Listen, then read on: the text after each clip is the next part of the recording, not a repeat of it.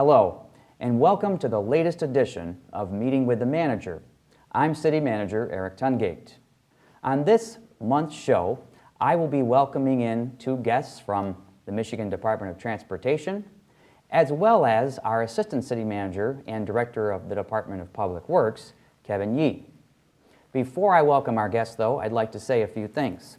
First, there's been a tremendous amount of fanfare regarding all of the wonderful economic development projects throughout the city. While we have many of those great projects going on now and in the pipeline, we also have so many wonderful infrastructure projects, the least of which is the complete reconstruction of 9 Mile Road. The plans of that have been released, and we're looking for your input as we design and implement that project. But most importantly, I think, is the repair and redo of the plaza decks over 696. There are 3 plaza decks, 2 of which are in the city of Southfield, 1 here in the city of Oak Park. This is a major project as it will eliminate ice formations in the wintertime for drivers going underneath 696, albeit very slowly it seems these days, but it will make tremendous improvements to a very important area of our city. I'd now like to take this opportunity to welcome in my first guests. Nanette, welcome to the show. Appreciate it. Thanks for inviting me. Lloyd, welcome to the show. Thank you. So I first have to ask both of you, what are your roles within the organization? I'm a landscape architect with MDOT, and what I do is design the people places for MDOT. We, in this particular project, since it's so unusual, I've been the lead designer for putting the place kind of back together, so to speak. So once we remove what we need to remove and do the drainage repairs, then I've been responsible for putting back the design, or doing the design for the play structure, for all the sidewalks, the different levels of plantings. We all have a rain garden. So all of those details I've taken care of for this particular project. So what are some of those details? You know, this is a unique project because I understand there's 5 or 6 feet of earth that's on top of the plaza deck itself, but what are some of the unique features? The walkways, I know we've connected neighborhoods and so forth, but what are unique in terms of some of the projects you've worked on? Well, typically, you know, MDOT is a transportation organization. We don't usually build facilities for recreation. And so this is a little unusual because it's outside of our scope. We've done rest areas, welcome centers, but none of those types of facilities have playground equipment, and they have value to the community, but this has a very special value to the community, this project. And so we had to be extra sensitive in how we dealt with the cultural considerations, and in putting things back, we are required by the federal regulations to replace in kind. And so I had to study very thoroughly what we had out there and what needed to go back, and also how it integrated back into the community. So the details would be the sidewalks, the way they're aligned, and I think Lloyd can speak more to the past history of the project and why those sidewalks were designed the way that they were to keep the cohesiveness of the community. But we had drainage issues to consider also, and I did all the surface drainage. We ended up in the final design with a rain garden that will capture water and keep it off of the bridge deck. We have the whole play structure, and when I observed people playing there originally, it seemed that there was a little bit of a disparity in between what kinds of equipment the children were using. So in replacing in kind, we took those things into consideration. We also took into consideration the barrier-free and accessible playground needs of the community, which is probably a little different than what's been done in the past. Sure. There's quite a few little intricacies. So. Yeah, and this is after the Americans with Disabilities Act has come into play, so it's, I would imagine. Well, I think the play structure that's there right now, that the city of Oak Park, I believe, purchased that. So we are giving that back to the city so that they can go ahead and reuse that in another location or however they see fit. But that particular play structure was replaced, I think, 4 or 5 years ago. So it did meet most of the requirements. The new equipment that you will see will be a little bit different in that it'll have a lot more lower platforms. It'll be more of an all-around accessible instead of just focusing on one group of people. Yeah, and one of the things about the play structures, and I wanted to thank MDOT for allowing the city to take those and repurpose those, but you know, that, I don't think people realize generally how expensive and hard to maintain and large those sorts of structures are. And you know, there's so many moving parts. And the structures exist on, I think, a wood chip sort of base, you know, in the beginning here, but we're turning that into like a matting, is that what it is? Oh, right. So in order to facilitate better drainage, now remember, federal guidelines only allow us to pay for what is considered an in-kind replacement, but in this case, we upgraded a little bit, and the reason we could do that was because we're going to be putting back a poured-in-place surfacing. It's a rubber, kind of a rubber pellet that's mixed with an epoxy. That epoxy is troweled in just as you see them doing concrete, and so when that cures, it's more of it has more of a permeability to it. So any water that doesn't flow off of this poured-in-place surfacing will drain through. And so unlike wood chips are very much collect water and become very soggy. And when we went in and explored this prior to when we were doing our investigation for when we should do this project, we found that there was some water leakage under the playground area. So now this new poured-in-place surfacing is going to help us, but it's also going to help all the users that use this playground because it's a great impact. So the fall heights will be protected, it'll look nicer, it'll be easier to maintain for a longer period of time. Sure.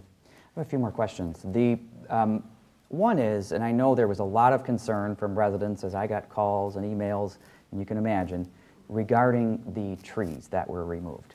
And what is the plan to replace those and so forth? Oh, well, as you know, we took the trees out last December, and that was because of a federal regulation surrounding the Indiana bat and northern long-eared bat.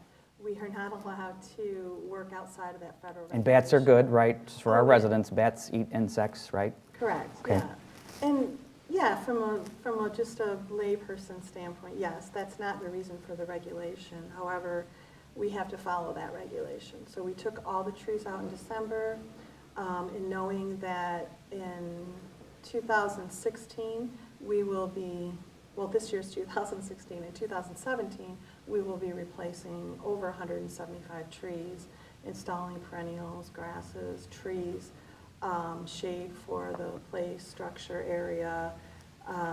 We'll be lining the walks with trees. We'll be putting in a rain garden. The rain garden will help us facilitate drainage, but it will also look really nice, and it could be a really good teaching tool also for the community schools. And I know there's a local school right next door. Yeah. So, you know, we're kind of excited to be able to share that with them. Now, while construction is ongoing, the foot traffic and vehicular traffic has been rerouted. Where would one of our residents or business owners go to see that information? Well, there's a couple avenues. We have a website, and I think the web page is up right now. We have a website that is designed to tell you all about the project, including pedestrian detours. You can download the PDF that has a map and shows where you need to walk and how you need to go from east to west and so forth. They'll be very well marked out in the field. We also have a brochure. I have a copy of it right here that I'll be giving the city 200 of these brochures. They tell all about the project, and inside there's a map that shows the different routes around. So basically what someone would do is we're going to be redirecting pedestrian traffic from the east to the west bridge, so that would be called Z-02. Right. So that would be the very next bridge, and we'll be directing everyone to Z-02 and then back around in that loop. Now there will be vehicular traffic too. Right. Church Street will be completely closed. Right. So the closures of Church Street will not affect the schools coming off of 10 Mile Road though, correct? Correct. Okay. 10 Mile Road will remain open. Remain open. And lastly, the entirety of the project, so from start to finish, when do we think the project will finish up? We're scheduled to start April 1st, and we're contracted with our ward contractor to finish on November 15th. Wonderful. Thank you for joining me. Yeah, thanks. I'm going to move on to your colleague, Yeah. Lloyd. Welcome. Thank you very much. I don't think many people realize that our freeway system in and of itself has a tremendous amount of historical value, and obviously during the Eisenhower years these things were planned and positioned. So tell us a little bit about some of the historical value that you see here with these particular structures. All right, well, my merit going back to the beginning, 1955, the U.S. Congress approved the concept of the I-696 Expressway. They were going to call it the Detroit North Belt Line. I-94 would be the South Belt Line. So these were designed as freeways that would break congestion to the new suburbs. And Oak Park being one of them, one of the old inner circle suburbs, hadn't developed as quickly as Ferndale and Royal Oak, which enjoyed the Woodward connection. But once Congress approved the I-696 freeway, planning began in Lansing in 1956, and phase one began in 1960. So far, everything was real smooth. Basically coming from Farmington Hills, Novi area, all the way up to what we call the Spaghetti Bowl now. Was built fairly quickly. It opened to traffic in 1963. In 1964, somebody decided that we needed to look at different alignments. And that's where trouble started. Not just Oak Park, but a lot of the other communities. So much so that there are 40% of the property owners that we had been trying to acquire right-of-way with went to court. 1968, Governor Romney decided that it was important to start an arbitration board and form a 3-member panel that ultimately approved the alignment that we see today. And they were able to reach agreements with communities from I-75 to I-94, and so began construction on the second phase, the east segment. And we were able to complete that by roughly 1979. And I think this, to me, this is one of the most fascinating things, as you mentioned, during the 60s. And I know that one of the class action lawsuits that came out of this was what they are calling the R31 lawsuit, which I think emanated from this period of time, which was with I-75 and the realignment of I-75. And people don't realize the eminent domain laws were much different, and poor neighborhoods were targeted for these realignments and expansions of these freeways. Are there other things, and I know with 696 there had to be issues, and it was constructed later obviously, but were there issues like that when this was imagined and done? Part of the problem then was that MDOT, or our predecessor, Michigan Department of State Highways, had to get city approval in each community in advance. And so that 1964 to 1968 gap was because there were a lot of communities that were, complaining about the project. They wanted changes. They wanted the alignment not to go through their community. Ultimately, as I said, they were able to get agreement in all the communities from I-75 to I-94, but in this area, the center, Gloucester Road to I-75, there's still a lot of objection. Royal Oak was concerned about impacts to the Detroit Zoo. I believe it was concerns about what would happen to Rackham Golf Course. In Oak Park, you had concerns about what would happen to Victoria Park. Yeah. Oak Park City was very supportive of the freeway, but they made it clear that mitigating for Victoria Park was going to be a very difficult situation. Sure. And they were negotiating that. Then, as those negotiations moved along, in 1979, the Orthodox community became very vocally opposed to the project. They talked about lawsuits, they formed a coalition, and interesting enough, they decided we're going to hold a public meeting, we're going to invite the people from Lansing, people, elected officials, the bureaucrats from MDOT to talk to us, hear our concerns. They thought it'd be an empty house. Everybody came. It was actually quite surprising. And also that people were receptive to the concern, because we did not understand Oak Park's special situation then. And so a number of things came out of that first meeting was, one, that we would dialogue. 2, we sponsored a study of the community so that we would learn the demographics of Oak Park that weren't so obvious. You know, one of the things we learned is real estate transfers in the Orthodox community were done by word of mouth, not through real estate agents, not through advertising, so we couldn't capture that. We didn't understand the specifics of how Orthodox people go to work, go to services, and back and forth. And so we began to learn that. We learned there were 19 synagogues, 5 were Orthodox. And you don't often, you know, when you're visioning freeway systems, you don't often think of pedestrian activity directly influenced as much as here in Oak Park. Not at all. That was a tough learning curve for us, is that pedestrians, period, being important, Right. but where being a pedestrian was crucial to your religious observation. And so we had to really stop and think about how we were going to approach this. One of the things we did, what we had never done before, we hired an ombudsman, an MDOT employee from Royal Oak who would be intermediary. People from the community going through their organizations could call him. He would relay their concerns to MDOT, to the Federal Highway Administration or whoever, and come back with answers. So it streamlined the process, but helped create a trustworthy bridge for everybody. So I would be remiss if I didn't ask you this question. Mm-hmm. As a historian at MDOT, the freeways are one thing, but that's not the entire story. You know, No, Woodward of course Avenue, Michigan Avenue, on and on. What is your favorite area or trunk line? And I know you look at, you know, structures along the way and other parts of the community, but what is your favorite in the state? Oh, that's a tough question. I'm putting you on the spot here. You are. There's actually 2 historians at MDOT. We divide the state up by regions. And most of my work seems either in the metro region, metropolitan Detroit, or the Upper Peninsula. Wow. And so Very similar places, right? I would say, interesting enough, I'd say Fort Street in Detroit, because I spent a lot of time there on projects, and US 2 in the Upper Peninsula.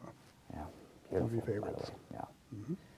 Fascinating. Well, I want to thank both of you for joining me on this month's show, and we look forward to more updates. Now, if people want to get more information, they can go to the website, and we'll have that posted.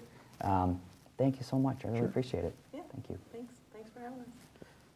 It is now my honor to welcome in our Assistant City Manager / Director of the Department of Public Works, as well as the City Engineer. And what am I forgetting, Kevin? I think that's about it. That'll work for now. The jack of all trades here at the city. Have been involved in so many projects, one of which I wanted to discuss with our viewers is the City Hall project. And you single-handedly project managed this. Talk to us about that. It wasn't single-handedly. I had a great group that we worked on the project with. All the department directors were great to work with. Our engineering and technical and planning staff were great to work with. It was a very interesting time in the city's history. We were dealing with a lot of financial issues, and there was a great amount of pressure to bring the project in under budget, which we did. I'm very proud to say that we were still able to keep in a lot of the efficiencies and great customer service values in the project and still deliver it under budget. So we're very proud of how it turned out. I think it's a great facility and you know, energy saving and customer service friendly. I would say I have to concur. When I became the city manager in 2012, this project was designed and ready to go, sitting out here, and as you say, you don't often associate, you know, the hard times with a brand new giant City Hall building project, and it goes without saying, but one of the things that I'm most proud of is just exactly what you said, and our ability to bring this project in under budget. People don't normally think of public projects as being under budget. This one was several $100,000 under budget. We pride ourselves here, and I was brought up through the engineering ranks. We pride ourselves on the engineering side of bringing projects in under budget. So we really work hard on making sure that we take care of all the things up front that we anticipate in the project, so that we have as few surprises along the way as possible. But it was a great group effort, and I'm very proud of everyone who worked on that project. People don't, you know, getting away from the City Hall project a little bit, people don't realize, I think generally, you know, the streets, the water and sewer system, on and on and on, how much engineering and how much planning and how much work goes into these projects. Talk to us a little bit about the life cycle of, you know, a new street project, for example. Well, obviously, we are continually evaluating all of our infrastructure. So a street, for example, we work on the maintenance side. So we'll talk to our crews who do the coal patching and the maintenance of the streets. We'll ask them where the hot spots are in the city, and we'll start with those areas and we'll evaluate, are they deteriorating further? You know, what are the expected lifespan of the streets? And we try to address the worst conditions first. So it's a constant evaluation process. Once we find streets that we want to, that need additional attention, we'll start that design process. Obviously, that will start with budgeting, going through city council process, and putting the work and the construction into place. And handling the contractors and vendors and Absolutely, all of the absolutely. major significance. So a lot of people are wondering now with the new transportation bill that has been signed into law in Lansing, how will that impact us here in our roads? Well, I would hope with our road, let's first state that I don't think any of them, the routes that I've seen, will directly go through Oak Park. So we will be more of a secondary route.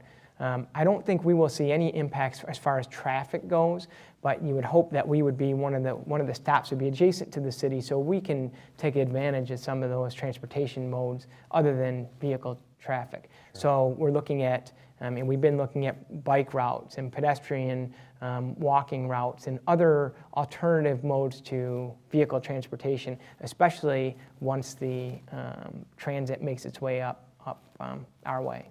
Sure. So one of the projects that is being planned now is the redesign of 9 Mile Road, and you have spearheaded this effort. Talk to us about the project. Well, 9 Mile Road is one that we've looked at for quite a while now, and I know Kim Maroney, the Director of Community and Economic Development, has also been working very closely with that and working, she's received grant opportunities to further explore this. So we're looking at doing what's called the road diet, which would mean shrinking the road from 4 lanes and 5 lanes to 3 lanes, 1 lane in each direction with a center turn lane. Won't change the capacity for vehicular traffic that much. It'll have a lower impact on that, but it will allow us to create dedicated bike lanes so that people could travel safely and efficiently on bicycle and other pedestrian routes to get people to some of these areas where we would have alternative transportation. Yeah, and one of the unique things that I see in the project is in terms of the bike lanes you mentioned, most of those are occurring off the roadway in designated, you know, winding bike lanes, correct? Well, some of them are, and some of them are actually adjacent directly to the roadway. So there's a kind of a mix of amenities as you go down 9 Mile Road. One thing that does make it unique is we are building in some other amenities along the way instead of just a route to and from, you know, one place to another. There's going to be some other nodes and amenities that would make it, you know, not just a throughway, but a place that you'd want to stop and enjoy some of the things that we'll put in place. Sure. And you know, I have to ask this because I get this question a lot. Is, you know, when you take 9 Mile, let's say from 5 lanes down to 3, let's say with a center turn lane, how are we going to get all this traffic through there? Well, if you look at the east side of the project is Ferndale. Ferndale's downtown is 1 lane in each direction, goes to a downtown speeds of 25 miles an hour. So we are going to kind of continue that general feeling or the general kind of shrinking of the road, placing more emphasis on bikes and pedestrians. And when you do the traffic studies, it doesn't, based on the traffic volumes, the level of service, which is basically the amount of cars you can get through that roadway, doesn't change that much. So as much as it seems like you're shrinking the amount of traffic that can go through, it really doesn't, create too much congestion in that way. It really allows for the safe flow of traffic. Sure. All right, so I have to ask, what is your all-time favorite project that you've ever done in your many years here at the city? It's definitely been the City Hall project. We talked about it earlier, but I think it's a beautiful space. I think the public, anytime they come here, anytime we have an event here, they seem to thoroughly enjoy it. I constantly get compliments on it, and we're maintaining it, and I think it's such a nice thing when you come into the city that you see the City Hall. I think it speaks volumes for what we're doing, where we're heading with the city. I think there's a lot of efficiencies. I think our customer service is very well handled. I just think when you come in to do business with the city, it really puts a positive flavor of what the city is about when you come in the doors. Absolutely. Last question. As I mentioned at the outset, you have many different roles, most important of which is that you're the Assistant City Manager. Because you've been here for the amount of years that you have and project managed City Hall, all these other projects, where do you see the city going? Well, it's interesting that you say that. Since I've been here, we've taken on many projects. We've looked at infrastructure from the things that you don't see, the stuff underground, water and sewer, and we've really put in a lot of programs in place to maintain that infrastructure. But the roads, we've had a road millage pass years ago. We've done a lot of work on our roads. So we continually maintain all of that. But what I've seen more recently is the surge in growth in the city, and between the Armory property and the Union Joints restaurant and a lot of the things that we've seen more recently, it just shows that I think the city is actually growing and it's actually renewing itself.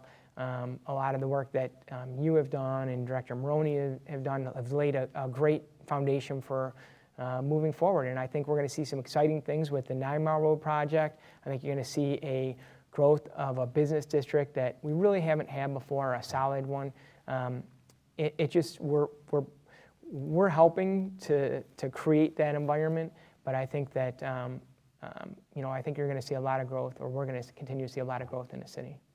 I would totally agree, and I want to thank you for joining me on this month's show. Thank you very much. Thank you. That concludes this month's edition of Meeting with the Manager. Please join me next month for another exciting episode.